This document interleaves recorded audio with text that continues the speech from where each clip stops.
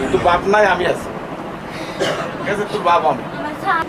রাত্রে এসে বৃষ্টির মধ্যে তোমার ভাবি আমি হয়ে যাচ্ছে বা ভুল পথে পা বাড়াচ্ছে। মন্ত্রী পরিষদের সদস্য হয়েছিলেন 2001 থেকে 2006 সাল। তারেক রহমান উন্নয়নের রাজনীতির কথা বলেছেন। এই যে সন্ত্রাসী, বাংলাদেশকে একটা সন্ত্রাসী রাষ্ট্রতে পরিণত করেছিল শেখ হাসিনা।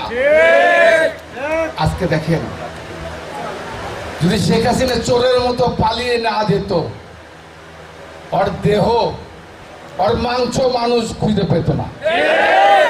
কারণ ওর বাপের কবর তো দিচ্ছে টঙ্গিপাড়া, ওর মাংসই তো খুঁজে পেত না মানুষ। মানুষ কি পরিমাণ ক্ষিপ্ত ছিল, কারণ এত নিপীড়ন, এত অত্যাচার, এত নির্যাতন, ভোট চুরি, ভোট কারচুপি, ভোট লাগে না, মানুষ খুন করে, মানুষ গুম করে, টেন্ডারবাজি করে, সন্ত্রাস করে, মাস্তানি করে, গুন্ডামো করে, সন্ত্রাসীদের আশ্রয় দেয়, প্রশ্রয় দেয়, পুরস্কৃত করে।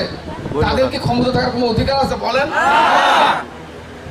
মানুষ এত অতিষ্ঠ ছিল, চোরের মতো পালিয়ে জীবনটা বাঁচিয়েছে।